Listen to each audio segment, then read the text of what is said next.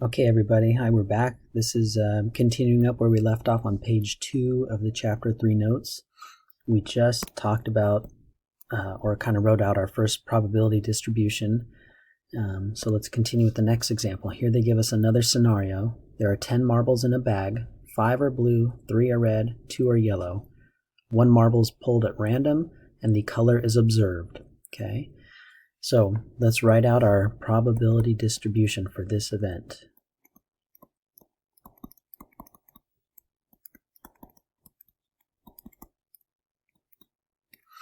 All right, so again, list every possible outcome that can occur. Well, what can happen is we could get a blue marble.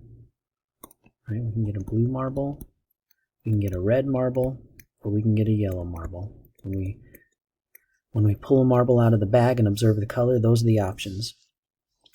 If you think about it, there's 10 total marbles in the bag. 5 of them are blue. So the probability of selecting a blue marble, well, there's 10 possible outcomes, and the number of ways to succeed or win at pulling a blue marble would be 5. There's 5 out of 10 are blue. We would usually reduce this down and call that a half. Now, as far as the red marbles go, there's 3 red marbles. So out of 10 options, 3 of them are red. There's 3 ways to achieve success there. So 3/10 is our probability. And then finally for yellow, out of 10 marbles, 2 of them are yellow. So that's going to give us a probability of 1/5. 1 out of 5 is our chances of pulling out a yellow marble. But again, this is a probability distribution because it lists 2 things. It lists all possible outcomes that can occur, and then it ties to that all the probabilities for each individual outcome. Okay, the next 2 examples highlight this little bit up here. So remember, 2 things have to happen in a probability distribution. All the sums have to add up to 1, right? All the probabilities have to sum to 1, 100%, and they all must be positive. So here they give 2 probability distributions, and they ask us what's wrong with this. And the one that jumps out at me is this second example right there. You can't have negative probability.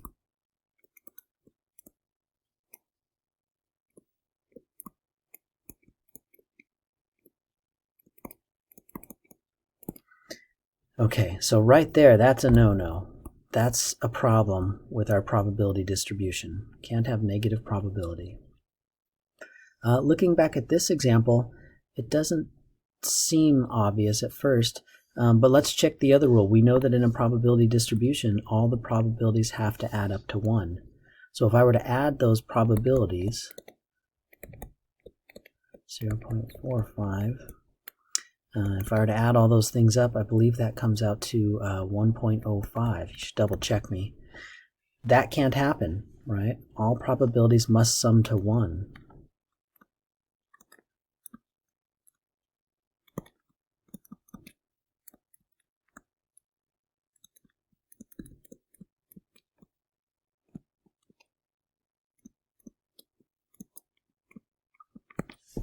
So there's the 2 issues with those 2 probability distributions. In this first guy, these probabilities add to something greater than 1. It has to be dead on 1. With this guy, we had a negative probability shown. That can't happen. Okay. Last thing on this page is the idea of a complement. Complement is a very handy tool. And again, remember, when you study mathematics, the idea is to learn lots of tools, lots of methods, lots of techniques, so that when you encounter a problem and you need a hammer, you've got a hammer, right? You've got the right tool for the right job. So it's not like this is going to be used all the time, but when it is used, it can save us a lot of time. So first of all, let's just get the idea of a complement. So let's say A is the event that it's raining outside.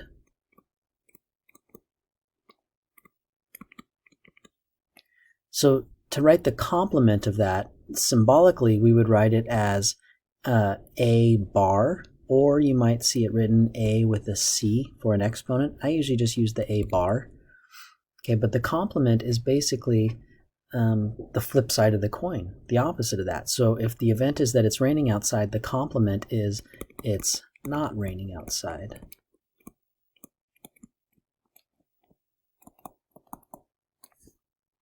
Okay.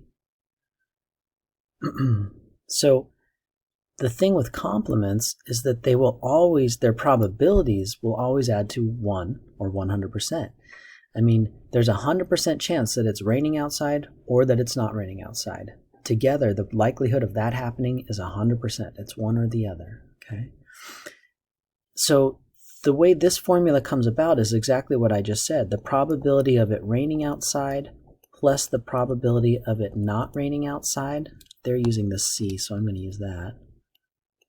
Well, that's 100%, which is 1.0. The way they're getting this formula here is they're just moving this guy to the other side, right? They're subtracting the probability of event A from both sides. So they get the probability of the complement of A is simply a 100% minus the probability of A.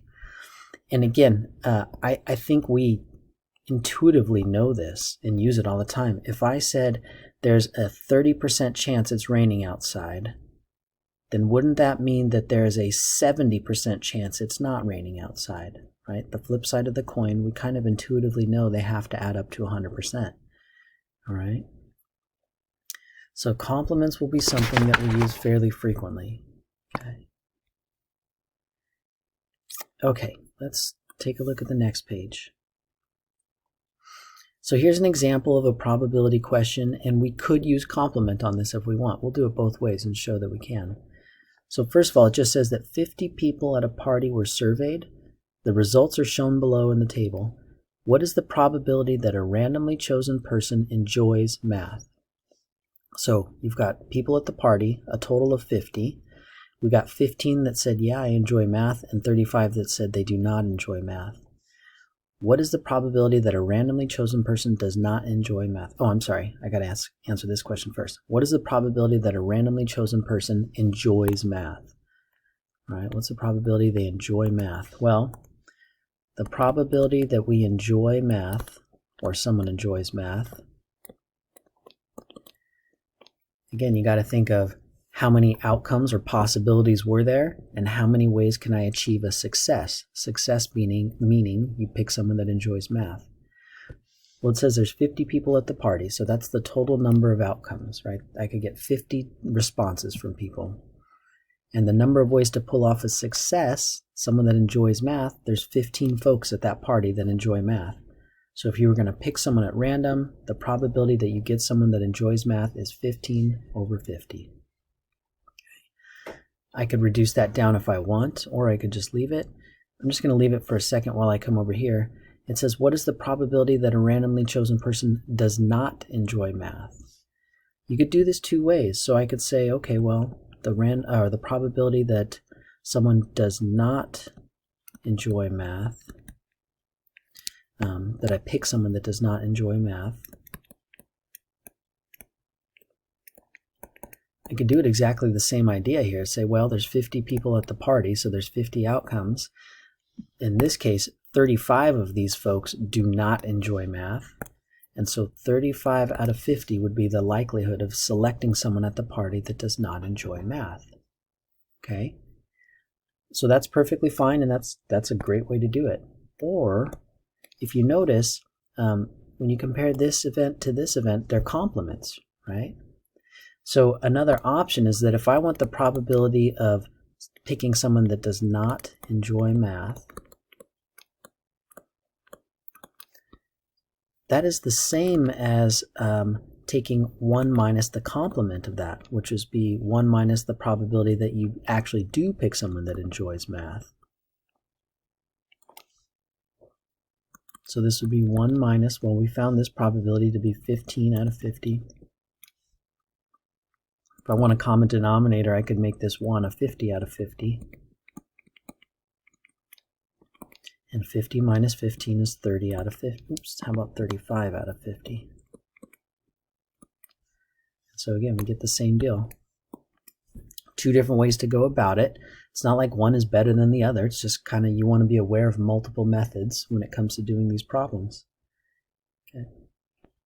Okay. Let's take a look at this example here. What is the probability of flipping a coin and getting 3 heads in a row? Heads, heads, heads. Find the sample space when flipping a coin 3 times. Okay, I should slow down. We're looking for the probability of flipping a coin and getting 3 heads in a row. So what we want is the probability of getting heads, heads, heads. As soon as the rules of the game change a little bit, the probability gets a little more challenging. I mean, if I said I flip a coin 1 time, what's the probability of getting heads? I think everyone feels fine saying, well, it's 50%, or 1/2. But when I'm going to flip it 3 times, and ask you to find the probability of getting all heads, that is not as intuitive. And so they give us a very powerful hint here, and that is to look for the sample space. All right, if I'm going to flip a coin 3 times, what are all the possible outcomes that can occur? Remember, that is the sample space, any outcome that can happen. Now, where probability gets to be a pain in the butt is sometimes that sample space is really hard to come up with, and this is going to start to kind of shed a light or shine a light on that. Once you have a sample space down, probability is not complicated. You count up how many options are there, the total number of outcomes, the total number of ways to achieve success at the event you want, and divide them. But getting the sample space can be tricky, so let's try this one. I'm going to flip a coin 3 times, and I want to list out every possible event that could happen or every possible outcome that can occur. It's really important that you find some sort of systematic way to go about these. So the way I approach it is I start with either heads or tails, it doesn't matter, but I go case by case and I exhaust through every possibility. So for example, the first thing I'm going to do is I'm going to find how many ways I can get 3 heads when flipping a coin 3 times. Well, there's only one way to do it. It's to get heads, heads, heads. Okay, so in other words, I'm just going to make a little note. I first exhausted the possibility of getting 3 heads. Now what I want to do is I want to exhaust the possible ways to get just 2 heads. And I don't want to mess with any of the 1 heads case. I just want to first exhaust this. So I want 2 heads and 1 tail in any order. So it could be heads, heads, tails, heads, tails, heads, or tails, heads, heads. So there's 3 options there on how I can get exactly 2 heads. That's the only way to do it. So now I'm going to move on and I'm going to see, okay, how many ways can I get exactly 1 heads? Flip the coin 3 times and only one of those guys ends up being heads. Let's see what that is. I can have a heads and 2 tails. I can have tails and a heads and a tails, or a tails and a tails and a heads. And again, there is all possible ways to get only 1 heads out of the coin flip. And the last thing I could do is I could get no heads. I can get no heads. That one will be short. That's just tails, tails, tails, all tails.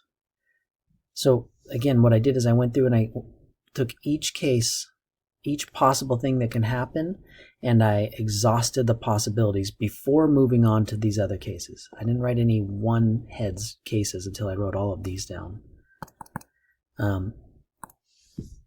You flip a coin 4 or 5 times and this gets out of control really quickly. So you want to have a systematic process for it. Another thing to watch out for in probability in general is the wording of some of these questions. They could use different wording to ask the same question. So here's an example. It says, what's the probability of not getting 3 heads in a row? Not 3 heads. So this is probability of not heads, heads, heads. Oh, I just realized I didn't answer this question back here. Let's answer this one real quick. What is the probability of getting 3 heads in a row? So what is the probability of getting heads, heads, and heads? Well, use the sample space. So what are the total number of outcomes that can happen when you flip a coin 3 times? There are 1, 2, 3, 4, 5, 6, 7, 8 possible outcomes that can occur. And how many ways are there to achieve this success, this win? There's only one way to do it, right? There's no other options in the sample space. There's only one way to win it. So that would be the probability of getting 3 heads in a row.